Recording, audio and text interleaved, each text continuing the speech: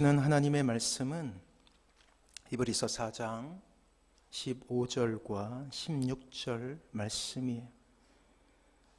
우리 같은 목소리로 같이 한번 봉독하도록 하겠습니다. 같이 읽습니다. 시작. 우리에게 있는 대제사장은 우리의 연약함을 동정하지 못하실 이가 아니요 모든 일에 우리와 똑같이 시험을 받으신 이로되 죄는 없으시니라. 그러므로 우리는 긍휼하심을 받고 때를 따라 돕는 은혜를 얻기 위하여 은혜의 보좌 앞에 담대히 나아갈 것이니라. 아멘. 성경에는 참으로 많은 인물들이 등장하고 있습니다. 그야말로 참으로 다양한 인간 군상들을 발견하게 되죠. 우리는 성경을 통하여 그들을 만나게 돼요. 그리고 그들의 삶에서 우리의 모습을 발견하게 됩니다. 감정이입이 생기게 되는 거예요. 우리와 너무나 닮은 그들의 마음에 우리의 마음을 동화시키게 되죠. 어느새 그들의 슬픈 현실, 그것은 우리의 슬픔이 되고 그들의 분노는 때로 우리의 분노가 되기도 합니다. 그들의 눈물은 어느새 우리의 눈물이 되어서 이 땅을 적시게 되지요. 그렇습니다. 성경에 등장하는 많은 인물들의 삶은 이 세상에 사는 모습이 어떠하건 크게 다르지 않음을 우리에게 이야기하고 있는 거예요. 누구에게나 이 세상은 버거운 곳이며 살기 힘든 곳임을 우리에게 보여주고 있어요.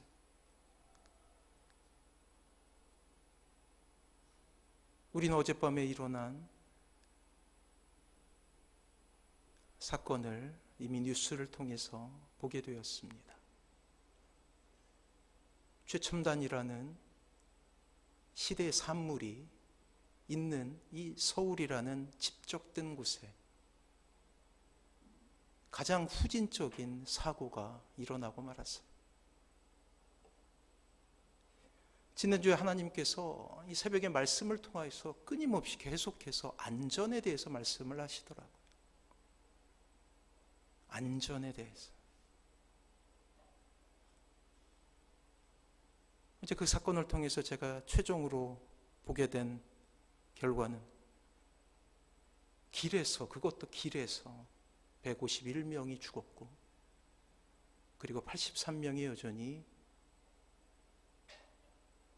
고통스러운 현실 가운데 있고 이태원이라는 특성 가운데서 19명의 외국인이 그런 고통 가운데 있음을 보게 되었습니다. 과연 우리는 안전한가요? 안전하게 이 땅을 살아가고 있는 것인가요? 그렇다면 우리의 신앙의 선배들은 어떻게 이러한 어려움을 이겨내고 있을까요? 서슬퍼런 정부의 조직적인 핍박이 있었던 초대교회, 우리가 잘 알고 있지 않습니까? 그 암울한 시대를 살아갔던 신자들의 삶 가운데 하나님은 이 어려움의 시대를 안전하게 살아가는 방법을 이야기하고 있어요. 그들의 고통 가운데 다시금 소망을 발견하게 됩니다. 은혜 가운데 다시금 힘을 내며 결국 이 세상에서 승리할 수 있는 단 한 가지의 방편에 대해서 이야기하고 있어요. 오늘 우리에게 주시는 하나님의 말씀을 같이 한번 봉독하도록 할게요. 히브리서 4장 15절과 16절 말씀에 같이 읽습니다. 시작.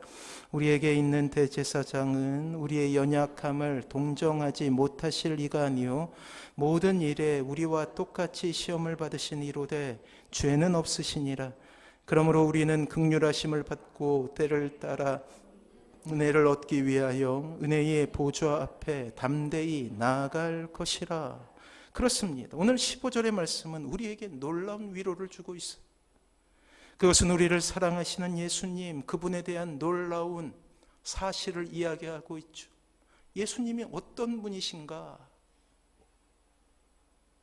주님의 사랑의 비밀은 오늘 표현으로 하면 동정이에요. 동정. 이미 우리는 이 동정에 대해서 알아본 적이 있죠. 바로 다른 사람의 어려운 처지를 자기의 일처럼 딱하고 가엾게 여기는 것을 동정이라는 감정으로 표현한다라고 배웠습니다. 사랑하는 성도 여러분, 이 단어 하나만으로 참으로 놀라운 위로를 우리가 받게 되지 않습니까? 이는 영어로 할 때 더욱더 그 의미가 우리에게 다가오게 되는데, 그 영어의 단어의 표현에 이 컴패션이라는 말이 있어요.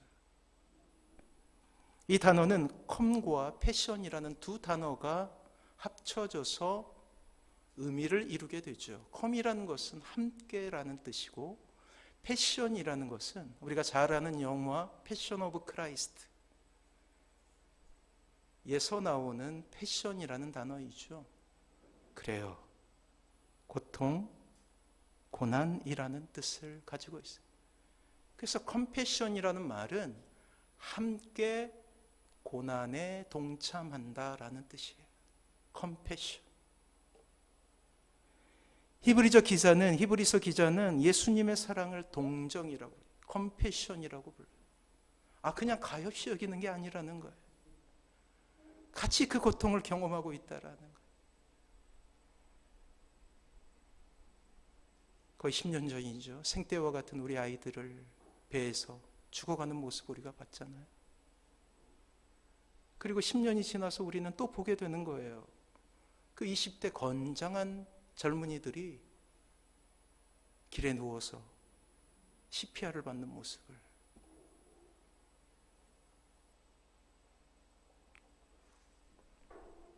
주님의 마음, 하나님의 마음은 컴패션이에요. 같이 아파하고 계시는 거예요. 동일한 고통 속에 처했기에 완벽하게 그 고통을 이해하며 사랑하신다는 이 세상에 없는 사랑을 말씀하고 있어요. 히브리서를 통해서. 때문에 15절 마지막 부분의 일부로 히브리서 기자는 설명을 붙이고 있습니다. 동정이란 말에 대한 설명을 붙이고 있어요. 우리와 똑같이 시험을 받으신 이라는 구절을 일부러 넣고 있다라는 거예요. 사랑하는 성도 여러분, 그렇습니다. 이것이 바로 우리를 사랑하시는 하나님의 마음이에요. 잔인하고도 비참한 일이 일어난 이 땅을 향한 하나님의 마음이에요. 우크라이나라는 저 전쟁이 일어난 곳을 향한 하나님의 마음이라는 거예요. 저 하늘나라에서 바라보시며 혀를 차며 안타까워만 하시는 사랑이 아니라는 것이죠. 그 고통과 절망 가운데로 들어와 우리와 함께 하시는 사랑이라는 것이에요. 눈에서 눈물을 닦아주시고 아파하시는 사랑이었다라는 거예요. 그렇습니다. 이 땅에 필요한 것이 무엇입니까? 컴패션이에요. 컴패션. 그 젊은이들이 할로윈이라는 참으로 이해할 수 없는 시간을 보내는 이유가 무엇입니까? 공허하기 때문 아닐까요? 진정한 사랑을 얻지 못하기에 그렇게 그냥 떠돌아다니면서 위령들을 보고 귀신들을 기념하는 그러한 날들에 거리로 나가는 것이 아닐까요? 2015년 4월에 백록항에는 이러한 현수막이 걸려 있었어요. 5.18 엄마가 4.16 엄마에게 당신은 원통함을 내가 아오 힘내소 쓰러지지 마시오. 작년에 미얀마 쿠데타가 일어나고 또한 5.18 어머니회에서 동일한 마음을 전하게 되죠. 사랑하는 성도 여러분, 이것이 바로 하나님의 사랑이에요. 이것이 바로 여러분들을 사랑하시는 예수 그리스도의 사랑이라는 것입니다. 신자의 진정한 위로는 이러한 긍휼의 사랑을 가지고 계신 예수님께 나아가는 것밖에 없다라는 거예요. 지난주에 제가 말씀드렸잖아요. 새벽에 말씀마다 안전이라는 단어를 주시는 거예요. 안전한 곳이 어디 있느냐? 없어요. 거리에서 151명이 어떻게 비명 행사를 하는지 누가 알았겠어요? 예수 그리스도밖에 없다라는 것이. 사랑하는 우리의 자녀들이 그럼에도 불구하고 소망을 유지하며 살아갈 수 있는 방법은 미안하게도 예수 그리스도의 은혜의 보좌밖에는 없다라는 거예요. 그렇습니다. 이것이 신자의 위로의 핵심이죠. 오늘 성경은 이것을 또한 이렇게 표현하고 있어요. 이 동정이란 말을 구체적인 단어 하나로 표현하고 있습니다. 16절 우리 다시 한번 읽어보도록 할게요. 같이 한번 읽어봅니다. 시작. 그러므로 우리는 긍휼하심을 받고 때를 따라 돕는 은혜를 얻기 위하여 은혜의 보좌 앞에 담대히 나아갈 것이라. 이 동정이란 말을 또 다른 단어로 표현하죠. 중요하기 때문이에요. 성경에서 반복이라는 그러한 문법을 사용할 때는 반드시 이유가 있어요. 그것은 필요하고 중요하기 때문이에요. 이 동정이란 말을 16절에 이르러서는 긍휼이라는 말로 표현하고 있어요. 그리고 나서 우리의 설교의 주제인 이 긍휼을 얻기 위한 방법에 대해서 이야기하고 있다는 거예요. 안전을 얻기 위한 방법에 대해서 이야기하고 있어요. 그것은 바로 은혜의 보좌 앞에 담대히 나아가는 것입니다. 이제는 내가 해야 되는 거예요. 긍휼을 주시는 예수 그리스도의 사랑에 대한 응답은 은혜의 보좌로 나아가는 것입니다. 그리스도인은 누구인가? 그 여섯 번째는 바로 은혜의 보좌로 나아감이죠. 사랑하는 성도 여러분, 은혜의 보좌로 나아가십시오. 은혜의 보좌가 무엇입니까? 그렇습니다. 주님의 위로하심을 얻기 위해 은혜의 방편들을 선용하는 거예요. 하나님께서 은혜의 수단으로 주신 예배를 사랑하는 것이며 기도함으로 주님께 우리의 연약함을 탄원하는 것입니다. 하나님의 말씀을 들으며 그것을 나에게 주신 말씀으로 인정하는 것이, 그리고 기쁠 때 찬양하고 힘들 때 기도한다라는 이 믿음의 기본에 우리가 순종하며 나아가는 거예요. 그렇습니다. 신앙은 참으로 단순한 행동이 반복되어 그것이 믿음으로 발전하는 거예요. 신앙은 어려운 게 아닙니다. 오늘 우리는 두 가지 예를 통해 은혜의 보좌로 나아가는 법을 배우게 될 것입니다. 그 첫 번째는 예수님께 나아가는 거예요. 염치불구하고 나아가는 거예요. 놀랍게도 예수님은 우리의 있는 모습 그대로 받아주신다 말씀하죠. 이러한 사랑을 의지하며 첫 번째 교훈을 12의 혈루증을 앓았던 여인을 통해 우리가 배우게 될 거예요. 자, 이 여인은 이스라엘 족속들이 부정하다 여겼던 병을 가지고 있었어요. 혈루증이라고. 하혈을 한다는 이야기죠. 레위기에서는 그것을 유출병이라고 이야기합니다. 매일매일 유추의 고통이 그 여인을 짓누르고 있었고 무려 12년이에요. 12년. 그와 동반된 수많은 후유증으로 인하여서 고통당하죠. 대표적으로 빈혈이 있겠죠. 고통 속에서 단 한순간도 평안함을 느낄 수가 없습니다. 더더욱 그 여인을 힘들 때 했던 것은 주위 사람들의 시선이었어요. 이것이 종교적인 정죄로 이어졌거든요.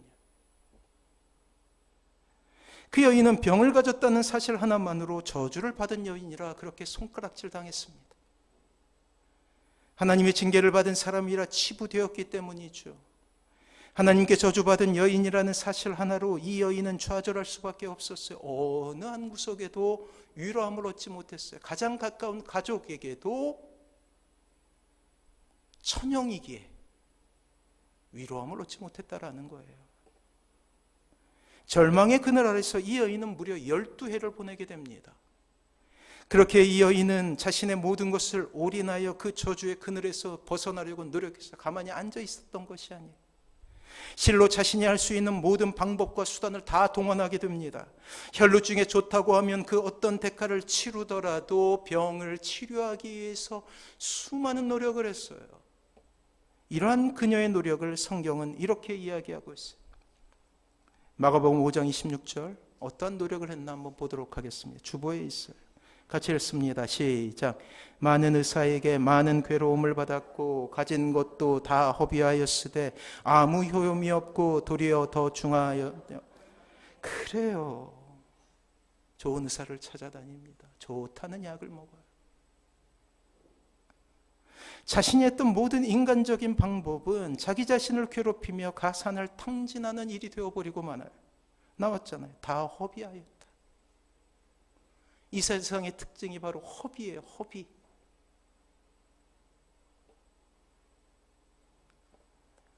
즐거움을 찾기 위해서, 행복을 찾기 위해서 끊임없이 사람들은 허비한다고요.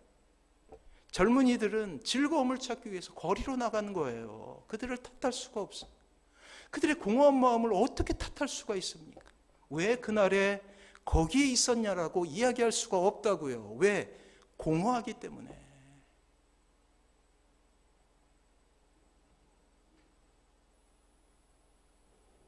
아무 효험이도 없죠. 그렇습니다. 자신이 했던 모든 인간적인 방법은 오히려 자신을 괴롭히는 일이 되어버리고 말았어요. 오늘 성경의 표현대로 그 여인의 인생은 허비하는 인생이 되어버리고 마는 것이죠.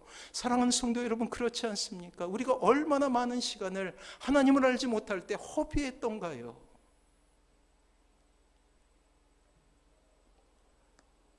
그러던 여인에게 일생일대의 기회가 찾아오게 되죠. 바로 소문에만 들었던 예수님께서 그 동네를 지나가신다는 소식을 들었던 거예요. 그러나 이 여인에겐 장벽이 있었어요. 인해장벽이죠. 사람들이 예수님 곁으로 모여들었기 때문이에요. 동일한 필요를 가졌던 사람들이. 때문에 이 여인이 취할 방법은 수많은 사람들이 둘러싸고 있었던 예수님의 옷자락에라도 손을 대고 싶다라는 이 단순한 믿음이에요. 믿음은 단순합니다. 단순한 믿음이었어요. 그리고 그 여인은 그 누구도 상상할 수 없었던 믿음의 모습을 우리에게 보여주고 있어요. 마가복음 5장 28절이에요. 같이 한번 읽어봅니다. 같이 읽습니다. 시작. 이는 내가 그의 옷에만 손을 대어도 구원을 받으리라 생각함일러라. 그래요. 바로 그 여인은 예수님의 옷에 손만 대어도 자신의 병이 고쳐지리라는 확신을 가지고 있어요. 확실한 믿음을 가지고 있었다고요. 처음 예수님을 보지 않습니까? 그냥 소문으로만 들었어요. 하지만 일생일대의 위대한 모험을 떠나고 있었어요. 이 여인은 자신의 모든 것을 걸고. 이것은 그 여인에게 있어서 정말 어려운 일이에요. 왜냐하면 이 여인에게는 상처가 있었기 때문에 12년 동안 속았잖아요. 사람에 대한 상처예요. 그리고 많은 사람들이 둘러싸인 곳은 이 여인이 항상 피해야만 했던 곳이었죠. 그러나 오늘 본문은 그 여인이 믿음으로 주님을 받아보았다라고 말씀하고 있습니다. 아무것도 남지 않은 빈털터리였으며 아무 희망도 바라볼 수 없는 인생의 가장 밑바닥에 있었던 이 여인이었지만 인생의 가장 큰 반전을 그녀의 힘으로, 그녀의 믿음으로, 그녀의 확신으로 이루어낼 수 있었다라는 거예요.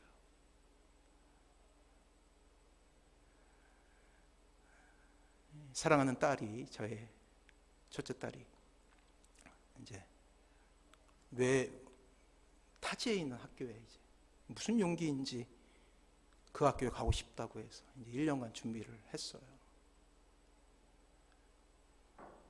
그래가지고 이제 2차 시험까지 보고 이제 결과를 기다리고 있었죠. 또 이제 제가 열심히 또 기도를 했어요. 열심히 기도를 하는데 이제 목사로서의 체험, 그 목사로서 그 체면이 있잖아요. 좀 이렇게 좀 품위 있게 기도를 해야겠다, 이렇게 이런 마음이 생겨서 기도하다가 이제 점차 기도가 바뀌어요. 단순하고도 유치하게 바뀌더라고요. 우리 집사님의 딸이 이제 그 시험을 볼 때는 그래도 품위를 제가 지킬 수 있었거든요. 좀 거룩하게 기도할 수 있었는데, 근데 딸의 문제가 되니까 체면이 다 없어져요. 거룩함이 사라져요. 그리고 막 그냥 간절히 그냥. 믿음은 단순한 거예요.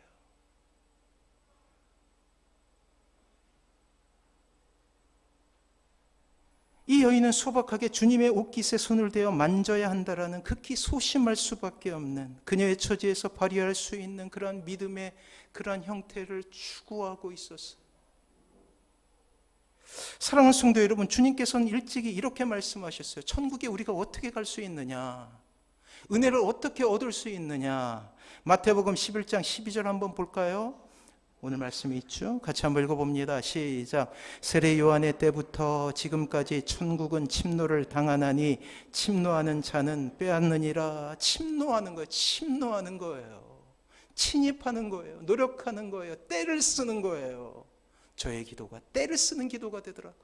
하나님, 길을 열어주세요. 이 딸에게 길을 열어주세요. 체면이 없습니다. 그냥 급하니까 길을 열어주세요. 어떻게 됐을까요? 하나님께서 합격하게 해주셨어요.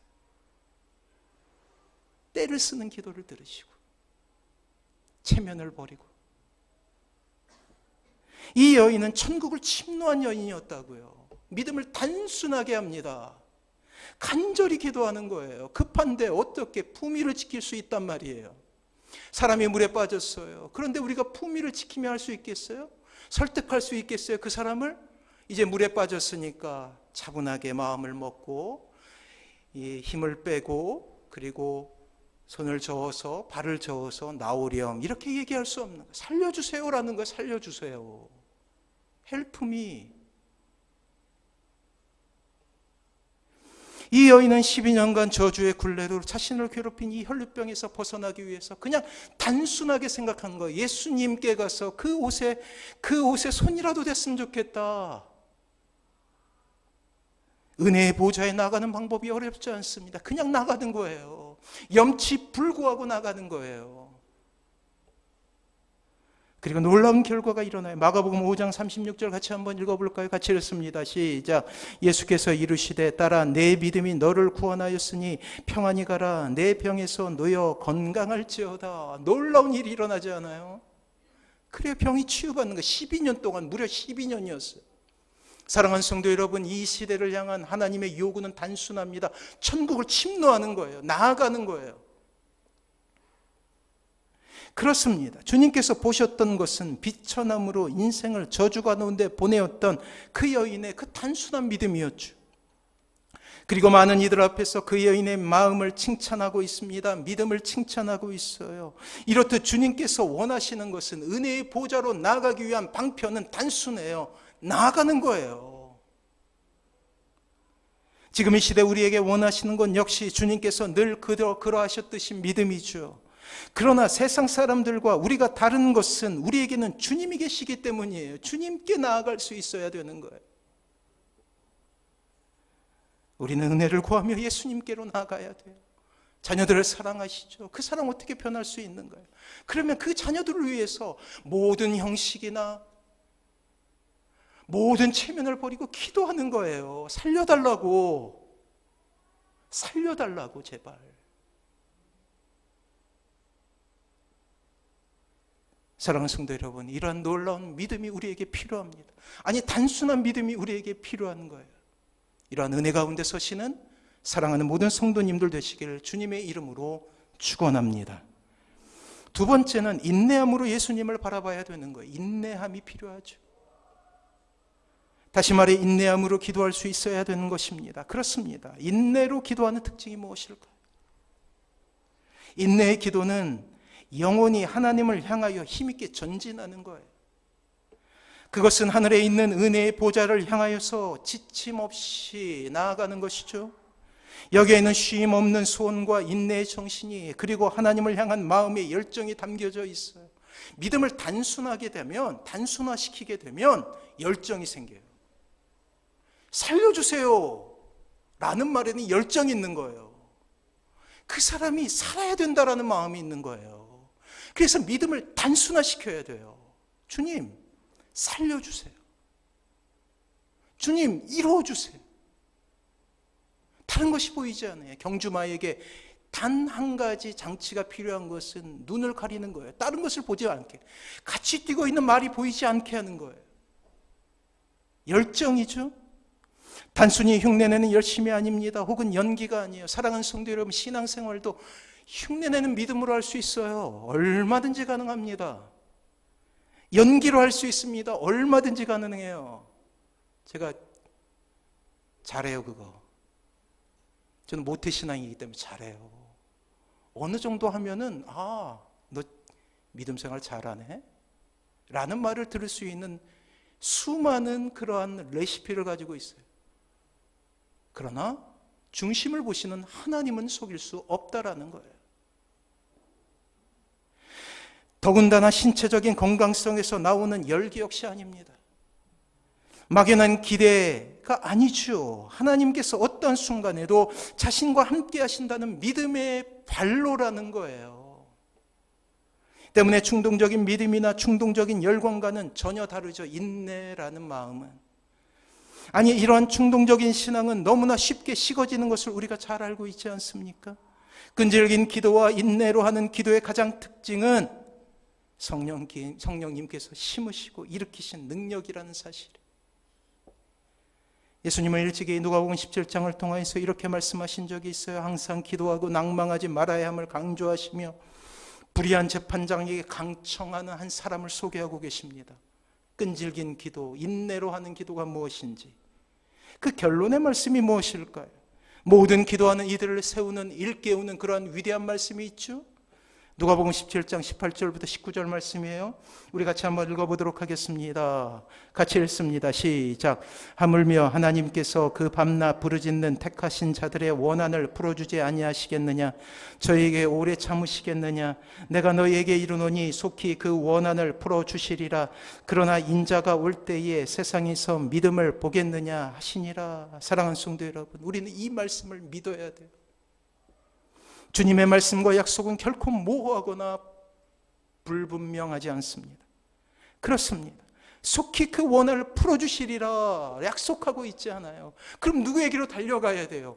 하나님께로 달려가야 될 거 아니에요. 강청해야 된다고 그랬어요. 강하게 요청해야 되는 거예요. 살려주세요. 이 땅을 긍휼히 여겨주세요. 우리의 가정을 지켜주세요. 우리의 자녀들이 주님을 믿게 해주세요. 단순하게 기도하는 거예요. 때문에 우리의 기도는 항상 강청하는 기도여야 되죠. 간절함이 묻어 있어야 되고 끈질긴 기도여야 합니다. 인내로 하는 기도여야 합니다. 기도만큼 하나님의 자녀임을 명백하게 드러내는 일은 없기 때문이에요. 기도가 짐이 되는 것은 바로 이런 원리를 알지 못하기 때문이죠. 기도는 습관처럼 늘상 드려야지만 분명 습관을 뛰어넘는 의미를 가지고 있다고요. 기도는 모든 신자의 의무이지만 그 기도에는 하나님의 놀라운 계획이 담겨져 있습니다. 그렇다면 인내로 기도하는 것은 어떤 의미일까요? 그것은 우리의 소원을 인내를 가지고 절박하게 하나님께 조르는 거예요. 어린아이와 같이 체면을 벗는 거예요. 졸라야 된다고요. 체면 차리면 안 돼요. 급한데 어떻게 우리가 체면을 차릴 수 있습니까? 더군다나 우리는 시기적으로 더 이상 기회가 없는 시대를 살아가고, 왜? 말세를 살아가고 있기 때문에. 이러한 기도는 하나님께 대한 분명하고도 확실한 믿음을 가진 사람만 할 수 있다는 거예요. 많은 사람이 기도에 있어서 실패하는 것은 열심히 부족해서도 끈기가 부족해서도 아니에요. 바로 반드시 성취하고 자녀에게 주신 것을 주시는 하나님에 대한 믿음이 없기 때문임을 우리는 알아야 돼요. 간혹가다 기도가 안 된다라고 말씀하시는 분이 있어요. 기도를 단순하게 만들어야 돼요. 살려주세요. 이루어주세요. 우리의 자녀들을 살려주세요. 물에 빠졌다고 생각해야 되는 거예요.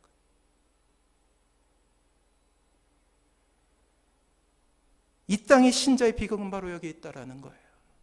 신자는 이 단어 그대로 신자, 믿는 사람이에요. 하지만 여전히 죄의 영향력 아래에 있기 때문에 신자는 하나님을 원하는 갈망과 함께 세상에 대한 친밀함을 가지고 있죠. 세상은 끊임없이 요구합니다.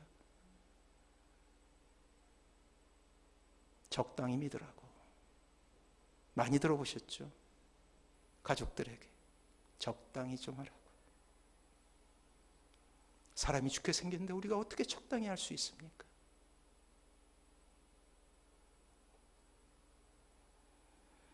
이런 전쟁 가운데서 승리할 수 있는 단 한 가지 방법이 바로 믿음이에요. 믿음을 가지고 은혜의 보좌로 나아가야 된다는 것이죠. 끊임없는 죄와의 싸움, 그리고 영적 전쟁터에서 신자의 마음은 지고 이김을 반복하게 돼요. 때로 질 수도 있어요. 목사도 질 수 있는데. 그리고 마음속에서 일어나는 이런 전쟁 가운데 한 가지 신자가 승리하는 비결을 얻게 되는 거예요. 이겼다 졌다가 이겼다 졌다가 하면서 반복되면서 한 가지 결론을 얻게 되죠. 그것은 바로 하나님을 믿는 믿음, 하나님을 의지하지 않고는 살아갈 수 없는 이 땅의 신자의 정체성을 깨닫게 되는 거예요. 그리고 지난한 어려움과 고난 가운데서 하나님을 향한 뜨겁고 열망하는 믿음으로 불타오르게 하는 거예요. 바로 이 하나님께 대한 믿음이 지치지 않는 기도를 만들어내는 것입니다. 오늘 이루어지지 않았다라고 실망하지 않아요. 내일 이루어지지 않더라도 기도를 멈출 수가 없습니다. 아니, 우리의 생에 만족할 만한 결과를 얻지 못한다 할지라도 실망하지 않지요. 결코 하나님을 원망하거나 하나님을 향하여서 삿대질하는 어리석음을 범하지 않는다라는 거예요. 우리가 잘 알고 있는 아브라함은 소돔과 고모라의 구원을 위해서 여러 번 줄을 타듯 위험한 제안을 하나님 앞에 하고 있었잖아요. 모세의 기도를 우리가 알고 있지 않습니까? 이스라엘에 대한 하나님의 진노를 진정시키기 위해서 다시 캄캄한 어둠 속에 있었던 산으로 올라가 무려 40일 동안을 부르짖어요. 다니엘은 몹시 연약했지만 기도 응답과 복이 오기 전에 3주에 걸쳐서 다니엘의 기도를 드리고 있죠. 주님께서는 어떠하셨습니까? 예수님은 이 땅에서 사역하시는 그 짧은 3년의 기간 동안, 물론 그 이전의 삶 역시 동일했겠지만 이 땅에서의 사역이 끝나면 산으로 올라가셨어요. 새벽을 이용해서 하나님께 나아갔습니다. 완벽하게 하나님의 뜻을 알고 있었지만 그럼에도 불구하고 예수님도 기도하러 가셨다라고요. 겟세마네에 있어서는 같은 간구를 3번에 걸쳐서 조금도 줄어듦이 없이 간절하면서도 순종하는 자세로 하나님께 아뢰, 똑같은 기도 제목을 가지고 그것을 보며 성경의 기자들은 땀이 핏방울과 같이 변했다라고 이야기합니다. 얼마나 간절했는지. 그리고 예수님은 그 기도의 응답으로 십자가를 지신 거예요. 십자가를 피하게 된 것이 아니라 그 기도의 응답으로 십자가를 지실 수가 있었던 거예요. 사랑하는 성도 여러분, 하나님께서는 지금 이 땅을 두루 살피며 원하시는 사람을 찾고 계십니다. 바로 인내로서 기도할 수, 간청할 수 있는 사람. 이 시대에 경고가 드려지고 있지 않아요. 우리가 무엇을 위해서 살아야 될지, 어떤 것을 위해서 살아야 될지, 입에 풀칠하려고 사는 것이 아니라 위험한 이 세상을 위해서, 지금도 죽어가는 이들을 위해서, 하나님을 알지 못하는 이들을 위해서 사명을 불태우고 사명을 일깨우고 그들을 위해서 기도하고 그들을 위해서 섬기는 일에 우리가 매진해야 된다는 거예요. 단순히 먹고 사는 것을 위해서 살 수 없는 시대를 우리가 살아가고 있다는 거예요. 왜요? 말세를 살아가고 있기 때문에, 마지막 주자이기 때문에. 결코 포기할 수 없다라는 거예요. 예수님께서 가신 길이기에 그 길을 어떻게 우리가 포기할 수 있겠어요? 하나님의 귀는, 하나님의 눈은 이렇게 간절히 인내로 기도하는 사람을 향하고 있어요. 그것이 바로 축복의 길입니다. 지금 이 자리에서 축복의 내용에 대해서 구구절절히 말씀드릴 수는 없지만 분명한 사실은 하나님은 끈기 있는 인내의 기도, 이 기도를 존중하신다라는 거예요. 귀하다. 인내로 주님 앞에 나아가시는 사랑하는 모든 성도님들 되시길 바랍니다. 이렇게 기도하는 사람은 일이 일비하지 않아요. 오늘 실패했다고 절망하지 않아요. 내일 다시 기도하는 거예요. 단순하게 열정적으로. 그렇습니다. 하나님은 이렇게 하나님의 뜻을 이루어 가셔요. 인내로 기도하는 사람의 기도, 눈물로 기도하는 사람의 기도를 받으시고 이것으로 하나님의 꿈인 하나님의 나라를 이 땅에 이루어 가신다라는 것입니다. 이 시대는 포스트 모던이라는 시대를 살아가고 있어요. 철학이 세상을 지배하고 있다라는 거예요. 잘 알지 못해도. 이 포스트 모던의 가장 큰 특징은 절대 진리를 부정해요. 우리는 절대 진리를 믿고 있는 사람 아니에요? 복음이라고 부르는 절대 진리를 믿고 있는데 시대 전체가, 우리 아이들이 받고 있는 교육 전체가 이 포스트 모던이라는 철학의 사조 아래에서 이루어지고 있어요. 그래서 절대 진리를 부정해요. 그래서 위험천만한 시대라고 부르는 거예요. 그 아이들의 책임이 아니죠. 그럼 이 시대에 필요한 것이 무엇인가? 이런 시대 가운데서도 굴하지 않고 하나님 앞에 단순한 길로 나아갈 수 있는 사람을 하나님께서 찾고 계신다는 거예요. 사명자. 단순히 주일날 교회 나오는 사람이 아닌 이 땅을 바꾸어서 하나님의 나라로 만들 수 있는 사람을 찾고 계신다는 거예요. 그 시작은 여러분들의 가정이에요. 그 대상은 첫 번째로 여러분들의 자녀들이에요. 그냥 좋은 대학 가고 좋은 직장 가서 그냥 편안하게 사는 것이 목표가 아니라는 거. 왜? 마지막 시대이기 때문에. 이러한 시대 속에서 신자는 끝까지 참고 인내할 수밖에 없어요. 왜요? 내가 할 수 없기 때문에. 분명 성경은 많은 원리로 채워져 있습니다. 그것은 진리라는 이름으로 이 땅의 신자들을 가르치게 되었죠. 우리는 그 단순한 원리에 집중하는 거예요. 그래서 우리의 삶을 단순하게 만드는 것이죠. 혹시 지금 응답되지 않는 기도 때문에 가슴 아파하고 있는 것은 아닙니까? 실망과 낙심, 낙담이 여러분들의 마음에 찾아와서 낙심하고 있는 것은 아닙니까? 오랫동안 기도해왔지만 이제 그 모든 기도의 힘을 소진하여서 기도의 끈을 놓으려고 하는 것은 아닙니까? 애통함으로 기도함이 눈물로 기도의 자리를 채우는 것이 힘겨워요. 목사도 힘들어요. 이제 모든 것을 포기하고 싶습니까? 하지만 기도의 열정과 열심을 회복해야 돼요. 왜? 기도하지 않는 세상에 여러분들이 소망이기 때문이에요. 자녀들에게 여러분들이 소망이기 때문이에요. 믿지 않는 배우자에게 소망은 여러분들이기 때문이에요. 살려주세요 라고 기도하는 것이 필요한 시대를 우리가 살아가고 있다고요. 비굴해지지 마세요. 당당하게 이야기하십시오. 그리스도인은 누구인가? 그 여섯 번째는 은혜의 보좌로 나가네. 끊임없이 나가십시오. 기도로 나가야 돼요. 인내로 나가야 돼요. 삶이 힘들고 어려우면 더욱더 이 원리에 집중하는 거예요. 천국은 침노하는 자의 것이기 때문이죠. 우리 아픔을 잘 아시는 그 놀라운 사랑에 여러분들의 삶을 드리십시오. 은혜에 집중하십시오. 믿음을 단순하게 하십시오. 여러분들의 기도의 언어를 단순하게 만드세요. 그럼 놀라운 기적은 여러분들의 것이 될 것입니다. 이 놀라운 은혜로 주님 앞에 서시는 사랑하는 모든 성도님들 되시길 주님의 이름으로 축원합니다. 우리 인내라는 찬양으로 같이 한번 신앙 고백하도록 할게요.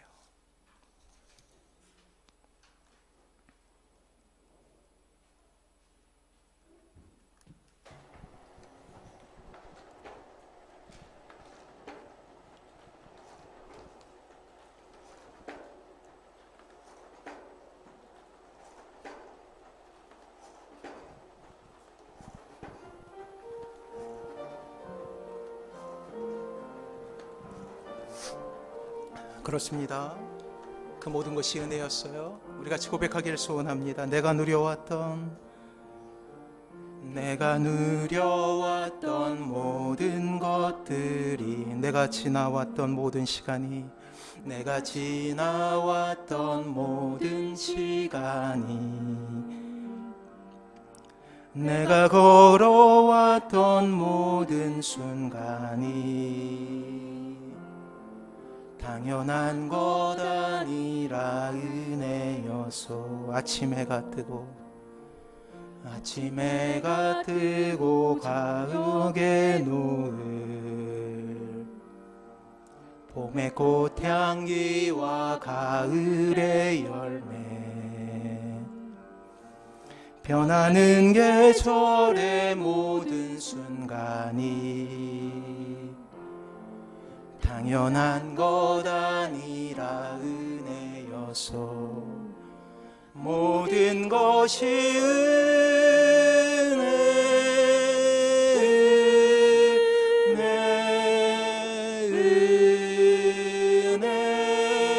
한없는 은혜, 내 삶에 다 당연한 것 하나도 없었던 것을 모든 것이 은혜여소. 내가 이 땅에 태어나 사는 것, 어린아이 시절과 지금까지 숨을 쉬며 살며 꿈을 꾸는 삶, 당연한 것 아니라 은혜여소. 내가 하나님의 자녀로 살며 찬양하고 예배하는 삶, 복음을 전할 수 있는 축복이 당연한 것 아니라 은혜여소. 모든 것이 은혜,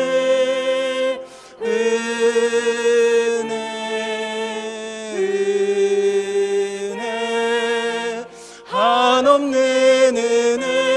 내 삶에 당연한 것 하나도 없었던 것을 모든 것이 은혜여. 모든 것이 은혜, 모든 것이 은혜, 은혜,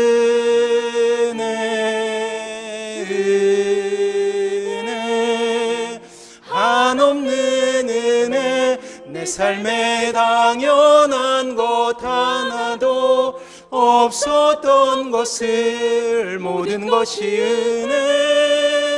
은혜여소.